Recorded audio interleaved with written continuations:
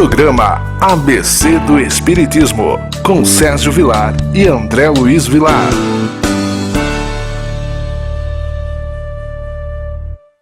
Queridos amigos, que alegria mais uma vez.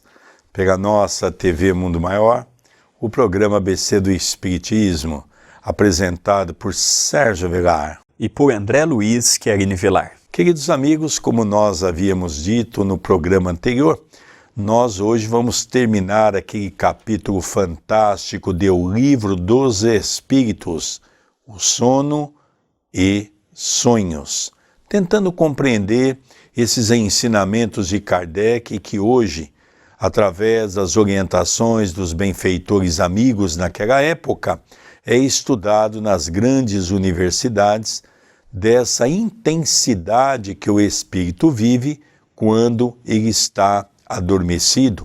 O espírito sai do corpo e, consequentemente, ele tem uma vida liberta. Nós vamos dar continuidade nesse estudo. Tudo bem com você, André Luiz? Tudo bem, querido Sérgio. Cumprimentamos carinhosamente ao nosso telespectador, à nossa telespectadora, rogando a Jesus e aos bons espíritos que tenhamos um programa de paz e de luz.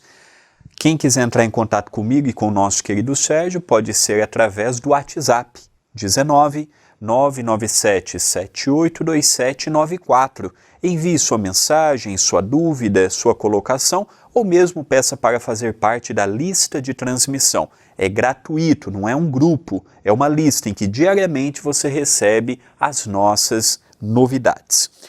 Dando continuidade, sono e sonhos, vimos as 7 primeiras questões e veremos hoje as 7 últimas questões. Questão 407.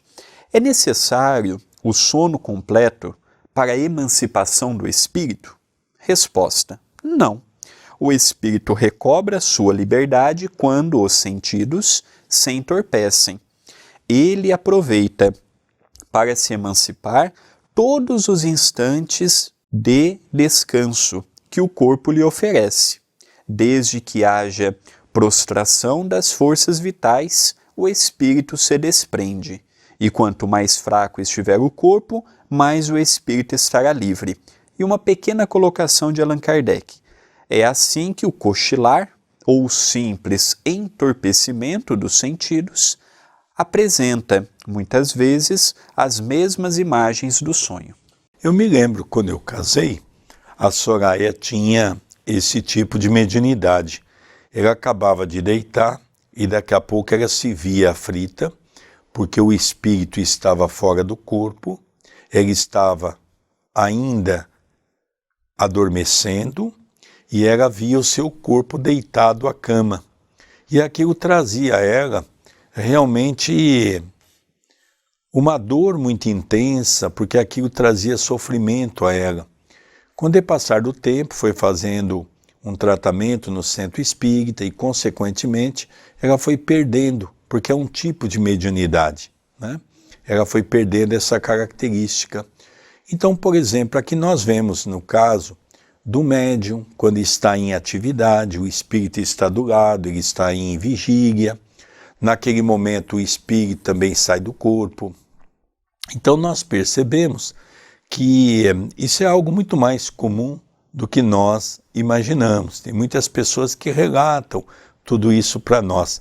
Biblicamente, nós vamos encontrar em Paulo, em uma das suas cartas, quando ele descreve que o seu corpo estava deitado, ele começa a se ver desprender do seu corpo, ele começa a acompanhar alguns espíritos e ele olha para trás e vê que ele está ligado a um cordão umbilical, que ele define como cordão prateado.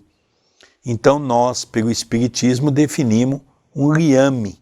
Então nós vamos percebendo que isso é muito mais comum do que se imagina. Eu já passei também por essa experiência que a minha mãe passou algumas vezes e realmente não é uma dor física, mas é uma agonia que nós não sabemos, queremos retornar, não sabemos bem o que se passa. É uma situação bem desesperadora mesmo. Quem já passou vai poder atestar esta questão.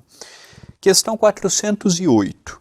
parece-nos às vezes ouvir em nosso íntimo palavras pronunciadas distantemente e que não têm nenhuma relação com o que nos preocupa. De onde vêm elas? Resposta: sim, e até mesmo frases inteiras, sobretudo quando os sentidos começam a se entorpecer. É às vezes o fraco eco de um espírito que deseja comunicar-se consigo. Então aqui nós já vemos a espiritualidade mostrar para Allan Kardec que os espíritos, durante o sono, durante o sonho, tanto os espíritos encarnados como desencarnados podem entrar em comunicação conosco. E às vezes aquela frase ou aquela conversa pode ecoar e nós não temos aquela sensibilidade ou nitidez do que se passou. Por isso que já falamos muito no programa passado e falaremos neste. Interpretarmos um sonho é entrarmos num pântano, é entrarmos num oceano que desconhecemos. Ou pegarmos um exemplo, é um iceberg.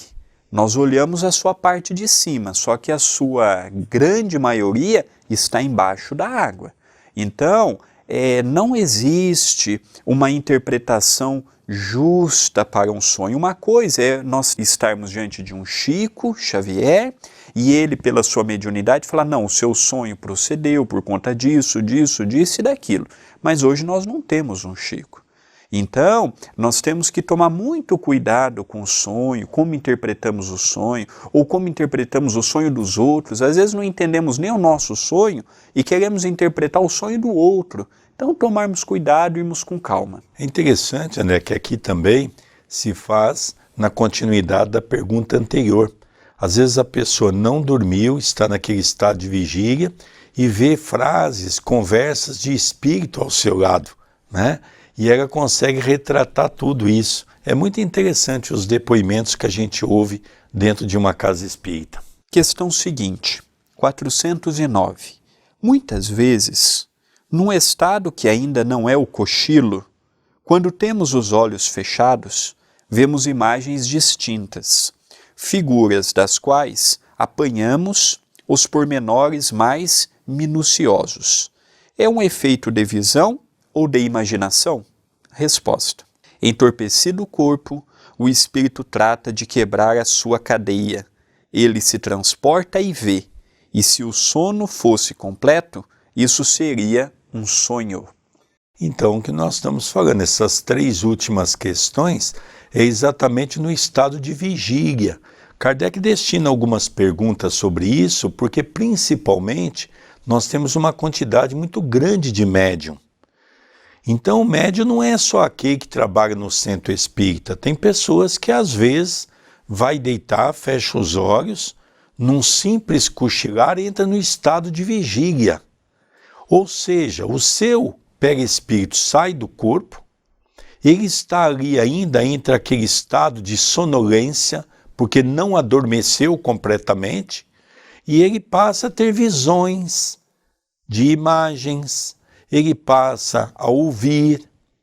Então ele fala que isso é muito comum e é muito normal, porque toda a comunicação mediúnica, num trabalho mediúnico, se faz de perispírito para perispírito, né? Aquela ideia da incorporação não existe, um espírito não incorpora o corpo de ninguém. Toda a comunicação mediúnica é em estado de vigília, onde um perispírito conversa com outro perispírito, e ali é repassado para o corpo físico, né? Então hoje a gente consegue entender claramente tudo isso através do afrouxar dos liames que nós temos. E aqui nós não estamos falando de sonambulismo, veremos mais adiante nesse próprio capítulo, e não estamos falando também de desdobramento. O professor Eurípides Barçanufo, por exemplo, era comum ele entrar no desdobramento consciente.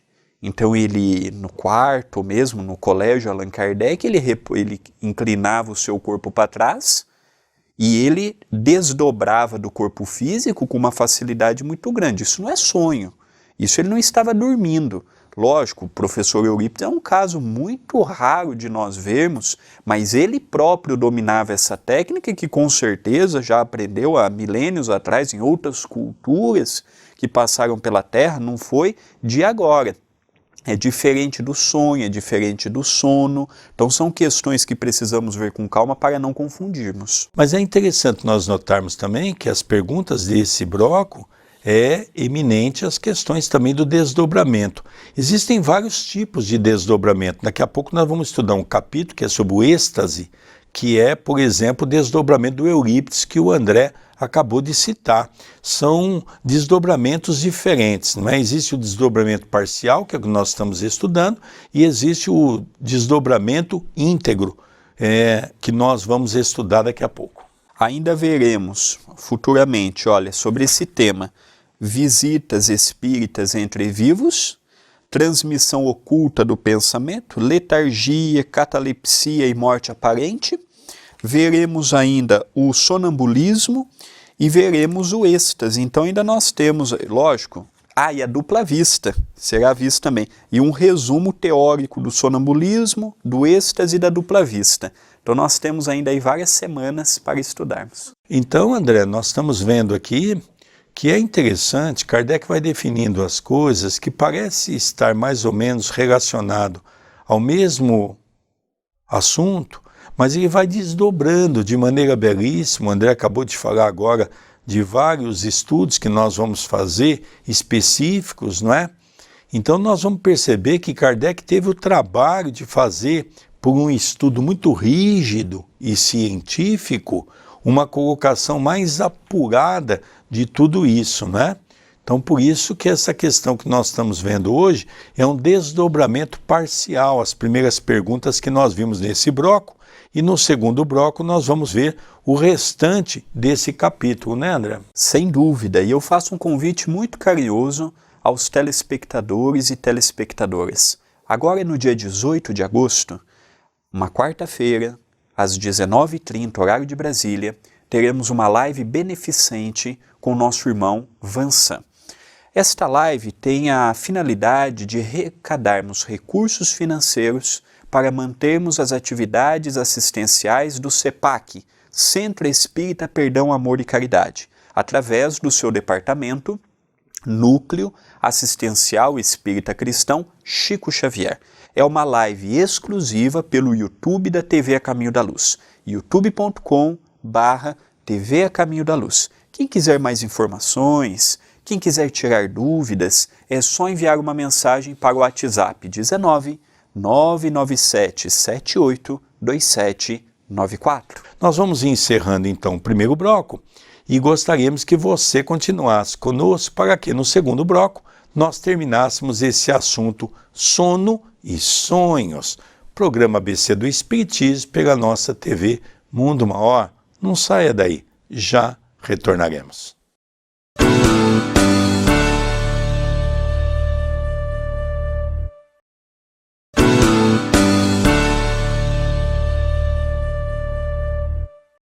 Queridos amigos, já retornamos com o programa ABC do Espiritismo, esse programa que leva sempre luz a essa doutrina de tanto encanto e de tanto amor. Você sabe que esse programa é sempre apresentado por Sérgio Vilar e por André Luiz Querini Velar. Programa ABC do Espiritismo, que vai ao ar toda semana pela nossa TV Mundo Maior. Queridos amigos, hoje é o quarto bloco, né? Ou seja, dividimos em 2 programas esse capítulo de sono e de sonhos, que é um capítulo intrigante, maravilhoso, e nós vamos dar continuidade nesse estudo. É isso mesmo, André Luiz? É isso mesmo. Deixamos as 4 últimas questões para este bloco. A primeira é a 410. Tem-se, às vezes, durante o sono ou o cochilo, ideias que parecem muito boas, e que, apesar dos esforços que se fazem para recordá-las, se apagam da memória. De onde vêm essas ideias? Resposta: são resultado da liberdade do espírito, que se emancipa e goza, nesse momento, de mais amplas faculdades. Frequentemente, também, são conselhos dados por outros espíritos. Então aqui nós vemos uma coisa interessante, não é? Nós vamos ver nas revistas espíritas, por exemplo, os espíritos detalhar que quando eles estão no corpo, por exemplo, com uma doença mental, seja ela qual for, que ele não consegue expressar o seu pensamento, quando ele tem uma comunicação através de um médium, ele consegue expor a sua forma pensamento. Por quê? Porque é o corpo que é o limitador. E ele está ali sendo punido por ele mesmo, por situações criadas em vida anterior. Então veja que o espírito não tem esse problema. E é isso que os espíritos vêm mostrar para nós. Um outro exemplo, nas revistas espíritas, nós vemos, por exemplo, através do sonambulismo, o caso de um camponês que nunca sentou num banco escolar e à noite, quando ele está no estágio de sonambulismo, que é o chamado mediunidade anímica, pertencente ao próprio espírito, onde o espírito vivencia a sua vida anterior, ele foi o médico. E ele receita, ele faz o trabalho de clínica, as pessoas que estão ali.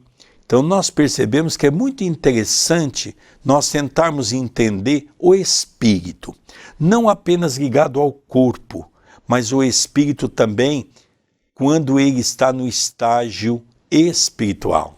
E aqui é muito comum, às vezes a pessoa dorme com uma dúvida, acorda com a solução para aquela dúvida ou para aquele problema. É o caso que André Luiz nos conta no livro Os Mensageiros. Ele fala, André Luiz, que quando ele esteve visitando a França, ele foi no museu e viu um quadro muito bonito. E ele estava numa casa dirigida por Alfredo, e lá ele vê um quadro semelhante ao que ele viu na Terra. E aí foi explicado a ele que aquele quadro já existia, que o pintor, quando estava desdobrado do corpo físico através do sonho, ele visitou aquela instituição, ele viu aquele quadro, guardou na sua tela mental e quando acordou ele pincelou. Então são exemplos que nós poderíamos aqui ficar o dia todo dando, que são maravilhosos. E é interessante, André, que ele diz ainda que o quadro que nós temos aqui é considerado um dos quadros mais perfeitos em termos de autenticidade. E ele diz, não, mas se você vê o quadro original, é muito mais perfeito do que esse. Olha que interessante. Sem dúvida. 410A. De que servem essas ideias ou esses conselhos se a sua recordação se perde e não se pode aproveitá-los? Resposta. Essas ideias pertencem algumas vezes mais ao mundo dos espíritos que ao mundo corpóreo, mas o mais frequente é que, se o corpo as esquece, o espírito as lembra, e a ideia volta no momento necessário, como uma inspiração do momento. André Luiz ele tem a oportunidade de estudar isto e mostra que às vezes vem informações para nós que não é para aquele momento, que haverá um momento certo de relembrarmos, recordarmos. Há muitos mecanismos ainda envolvendo a vida corpórea com a vida espiritual que nós não temos ideia. A lei da afinidade, a lei da atração, a lei da necessidade são leis perfeitas que ainda não compreendemos o seu modo operante no dia a dia. Interessante, às vezes acontece uma situação conosco e acabou de acontecer, a gente lembra, eu já sonhei sobre isso, eu sabia que isso ia acontecer. É muito comum acontecer isso com muitas pessoas. Penúltima questão, 411. O espírito encarnado, nos momentos em que se desprende da matéria e age como espírito, conhece a época de sua morte? Resposta. Muitas vezes a pressente, e às vezes tem dela uma consciência bastante clara, o que lhe dá, no estado de vigília, a sua intuição. É por isso que algumas pessoas preveem, às vezes, a própria morte, com grande exatidão. Vamos aqui relembrar que quanto mais é evoluído o espírito, mais liberdade ele tem de saber o que há de acontecer com ele no futuro. Vamos dar o exemplo de Francisco Cândido Xavier. Ele já dizia que ele iria desencarnar num dia em que o povo brasileiro estivesse em comoção, em festas, porque era o momento dele partir. Então Chico sabia que ele ia desencarnar naquele dia que o Brasil foi campeão mundial e o nosso povo, muito voltado para o futebol, estava comemorando. E o mais interessante é que o Chico não desencarnou de manhã, à tarde, para não atrapalhar. Olha, até isso os espíritos fazem a programação. Ele desencarnou exatamente quando o futebol acabou. Quando o futebol terminou, foi quando começou a vir as primeiras notícias do desencarne de Chico Xavier. Tem muitas pessoas que pressentem, olha, está chegando o meu momento, está chegando a hora de eu partir. Então nós vemos que isso não é uma coisa tão esdrúxula como muitas pessoas pensam. Lógico que são espíritos também preparados para isso, não é? Eu aprecio isso com muita alegria, porque vejo que é exatamente a liberdade do espírito em já estar preparado para entender que a morte não deva ser encarado com esse temor, como nós vemos no dia a dia. A última questão do programa, 412. A atividade do espírito durante o repouso ou o sono do corpo pode fatigar a este? Sim, porque o espírito está ligado ao corpo, como o balão cativo ao poste. Ora, da mesma maneira que as sacudidas do balão abalam o poste, a atividade do espírito reage sobre o corpo e pode produzir-lhe fadiga. É importante dizermos que a fadiga geralmente é proporcionada quando nós temos reencontros com os obsessores. Quando estamos em trabalho com o bem, nós podemos até ter a noite toda trabalhado, mas é muito comum o passe reparador, é muito comum a espiritualidade superior se preocupar, já que no outro dia aquele companheiro, aquela companheira poderá ter um dia de trabalho no seu ganha-pão, ou afazeres domésticos, ou afazeres no centro espírita, ou no seu templo religioso. Agora, é muito comum essa fadiga quando a coisa não é tão boa, quando a situação não caminha para uma normalidade. Então tem pessoas que falam assim, eu acordei cansado porque eu trabalhei muito no mundo espiritual. Isso não corresponde. Nós vemos em André Luiz, ou André Luiz está errado, ou o dito popular espírita que está errado. Tem pessoas que às vezes olham para nós e falam assim, eu dormi o evangelho inteiro. Eu venho na casa espírita, começo a palestra, eu durmo no meio. Não, isso daí não é sinônimo de coisa boa. Por que você não dorme vendo um filme, uma série? Por que você não dorme almoçando? Então quer dizer que no momento que você está se instruindo, você dorme? Ou tem sono? Peraí. Nós precisamos pensar. Vira e mexe no WhatsApp da TV, as pessoas mandam, eu estou assistindo o evangelho, eu durmo. É uma coisa boa? Não. Você está dormindo no meio do evangelho, que você pode ouvir, sua água tá, os espíritos estão te visitando. Então a fadiga ocorre? Ocorre, mas precisamos ver a sua causa e chegarmos à sua origem. É interessante, foi bom que nós tivéssemos esse tempo final para também fazermos uma avaliação da importância de nós começarmos a ver com responsabilidade a preparação que devemos ter para dormir. Quando acordamos de manhã, nós temos aquela preparação de higiene do nosso corpo, depois nós vamos para o café, depois nós temos aquela preparação para o almoço, aquela preparação para o jantar, depois à noite nós temos aquela preparação da nossa higiene pessoal, vamos tomar um banho. Veja, por que não nos prepararmos para o sono? Prepararmos adequadamente, com prece, 5 minutos de leitura. Se você quer ter uma noite boa, você tem que preparar para isso. Agora, nós passamos um dia agitado, chegamos em casa, dormimos de qualquer jeito. Quem são os espíritos que estão nos influenciando? Bons espíritos não são. Não nos preparamos. Continuamos com esses espíritos à noite, no sono. Então nós precisamos quebrar esse elo de ligação. É como o André diz, mas você está sentado, começa a te dar sono, pegar fadiga, levanta. Fique em pé. Vamos assistir o Evangelho em pé. Ah, mas você deita e você começa a ler um livro e dorme? Lê o livro sentado. Ah, mas dá sono? Fica em pé. Então nós temos que começar a quebrar essas barreiras, porque da maneira que os amigos espirituais querem o nosso bem, os nossos inimigos querem o nosso mal.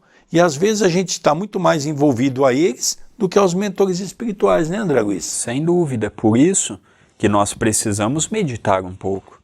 É muito comum a pessoa falar assim, eu fui no centro espírita e me disseram que é bom sinal estar no centro espírita e dormir. A gente está ajudando o benfeitor. Eu não vejo isso em Allan Kardec, eu não vejo isso em Chico Xavier, eu não vejo isso em obras sérias. Não há embasamento doutrinário para uma afirmação como esta. Aí nós temos que analisar, mas você estava cansado naquele momento? Não, tive um dia cansativo, mas não é meu horário de dormir. Então se não é um problema físico, é problema espiritual. É um cansaço pontual. Tem companheiros na casa que relatam, André, é só começar o evangelho que me veio o sono. Então nós precisamos analisar, porque se você dorme 10 horas, 11 horas, meia-noite e 7h30 da noite vai fazer o evangelho, peraí, tem alguma coisa errada. E procurarmos alternativas. Não é também fazer uma prece, querer que os espíritos façam a nossa parte, é como nosso querido Sérgio muito bem disse. Cabe a nós acharmos a solução, cabe a nós procurarmos esta sintonia para não sentirmos este tipo de sensação. Estamos encerrando o programa ABC do Espiritismo. Apresentação de Sérgio Vilar e de André Luiz Querini Vilar. Um beijo no seu coração e até o próximo programa. Até o próximo programa.